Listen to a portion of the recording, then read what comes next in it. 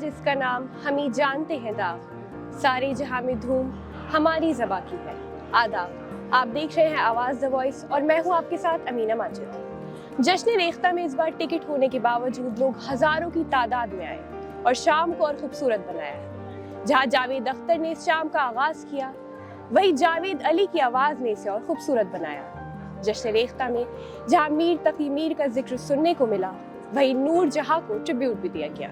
आइए करते हैं आके लोगों से बात।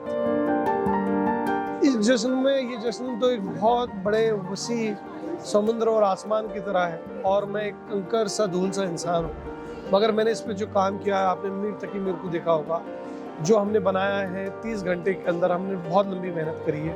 उसमें हमने वर्ल्ड रिकॉर्ड बनाया है, दुनिया में पहली बार इतना फास्टर कोई पोर्ट्रेट बना है तो मीर तकी मीर साहब का है। मीर तकी मीर साहब को मैंने यंग बनाया है क्योंकि मुझे लगता है कि जो इंसान 300 साल में जिसका कलाम बूढ़ा नहीं हुआ, जिसकी बातें बूढ़ी नहीं हुई, वो कैसे बूढ़ा हो सकता है, इसलिए मैंने उन्हें यंग बनाया। मेरे पोर्ट्रेट की खासियत है कि 50,000 तकरीबन किलो का इस्तेमाल किया गया है और उसे कील से बनाया गया है। जी।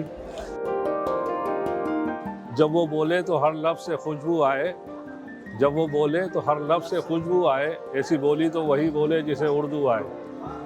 वो जश्न रेख्ता जो इन्होंने शुरू किया है संजीव सराफ साहब ने, एक बेहतरीन शुरुआत की है और इसका बेनिफिट बिल्कुल एक मोहब्बत के तौर पे बहुत ख़ास तौर से नॉन मुस्लिम्स भी अब उर्दू की तरफ अट्रैक्ट हो रहे हैं। तो ये बहुत अच्छा है, पहले बहुत शानदार प्रोग्राम, हम लोग रेगुलर आ रहे हैं इसमें, हर साल आते हैं और यहाँ हमारे साथियों का स्टॉल भी है, तो बहुत अच्छा लगता है यहाँ आके, एंजॉय करते हैं हम लोग। इस बार जश्न रेख्ता में हम लोगों को सबसे खास देखने को मिला, पहले से तो एक तो बहुत सारे खाने की जो जितनी अलग अलग शॉप्स हैं बढ़ गई हैं, लोग जो हैं और उर्दू को लेकर संजीदा हो गए हैं, उर्दू किताबें पढ़ना पसंद कर रहे हैं, मीर पढ़ना पसंद कर रहे हैं, गाले पढ़ना पसंद कर रहे हैं। मुझे लगता है लोग थोड़ा सा कैजुअल वे से हट के थोड़ा किताबें खरीद के पढ़ना पसंद कर रहे हैं, मुझे लगता है। तो ये रेख्ता की देन है कि रेख्ता की वजह से ये सब चेंज आया है। और थैंक्स टू रेख्ता। आप कुछ कहना चाहेंगे? हम पिछले 3 साल से यहाँ पर आ रहे हैं और धीरे धीरे ये देखने को मिल रहा है कि जो यंग लोग भी हैं उनमें भी उर्दू की तरफ एक एंथुसियाज्म है और क्यूरियोसिटी है और जानने को लेकर, सीखने को लेकर। जैसे हम पिछले साल आते थे तो लोग बस आते थे, सुनते थे, चले जाते थे। अब हम ज़्यादातर लोगों के हाथ में किताबें देख रहे हैं, मैगजीन्स देख रहे हैं और उर्दू से रिलेटेड जो भी क्या सिंबॉलिज्म वाली चीज़ें हैं तो वो देख रहे हैं। आपको क्या लगता है इस बार कुछ कमी आपको महसूस हुई रेख्ता में, जो आप चाहेंगे अगली बार उसे इम्प्रूव करा जाए? ये क्या कमी तो रह जाती है, वो शेर है ना कि हम जीते जी मसरूफ रहे, कुछ इश्क किया कुछ पैर किया।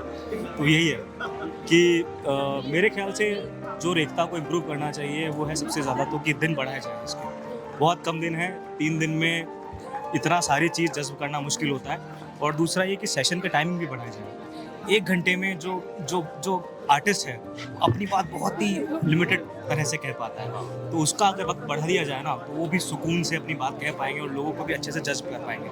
मुझे लगता है थोड़ी सी टाइमिंग बढ़ा दी जाए तो और बेहतर रेख्ता हो पाएगा। दूसरा ये, वैसे ये 3 दिन का होता रहा है रेख्ता, बट इस बीच होता ये है कि अब जैसे 4 बजे सलमान अख्तर साहब आए और वहाँ पर सैफ महमूद नाम था शायद उनका, वो भी था।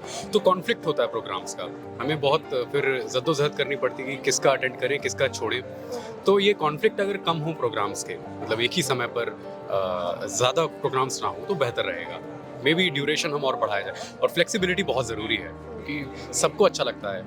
दर्शक तो जाना नहीं चाहते हैं। अभी एक मोमेंटम में जब किसी कार्यक्रम का हो जाता मोमेंटम तो नोबडी वांट्स टू लीव, सो वो फ्लेक्सिबिलिटी रहनी चाहिए थोड़ी सी, भले लेट हो जाए अगला कार्यक्रम। जैसे जश्न रेख्ता तहजीब की बात करता है, उर्दू अदब की बात करता है और इन लखनऊ के लोगों से ज़्यादा अच्छा कौन जान सकता है, तो आप क्या कहना चाहेंगे? तो जैसे रेख्ता का मतलब उर्दू होता है, तो उर्दू अपने आप में एक रहने का तरीका है, ज़िंदगी गुजारने का तरीका है। तो बस उसी तरीके को और लोगों को समझाने के लिए कि क्यों आप अदब से पेश आना आपके लिए जायज़ है, तो शायद वही है बस। इस बार जश्न रेख्ता में क्या आपको खास नजर आया? इस बार का टर्नआउट पिछली बार से बहुत ज़्यादा है, इवन दो इस बार टिकट है। तो ये है कि आवाम में, पूरी जनता में प्यार है और इर्रिस्पेक्टिव ऑफ कि आपको पैसे दे के आना पड़ रहा है तब भी वो आ रहे हैं। तो यही दिखाता है कि कितना ज़्यादा सब लोग साथ में आके इसको एंजॉय करना चाहते हैं एज ए फेस्टिवल। इस बार ख़ास बात यह है कि बहुत सिलेक्टेड क्राउड दिखाई दे रहा है, और जो ये टिकट का इन्होंने स्टार्ट किया है उससे ये है कि बाकी बेकार लोग जो आ जाते थे बेकार सिर्फ घूमने, वो और क्राउड बहुत अच्छा है इस बार, किसी तरह की कोई मिसमैनेजमेंट नहीं है, बहुत अच्छा क्राउड है। बुक्स की तरफ लौट के वापस आना ही पड़ेगा। जो एथेंटिसिटी बुक्स में मिल जाती है वो आपको सोशल मीडिया पे नहीं मिल सकती, और ये सोशल मीडिया का टाइम है अभी फ़िलहाल, तो सब लोग उसी तरफ जा रहे हैं, लेकिन बुक्स की तरफ लौट कर आना ही पड़ेगा।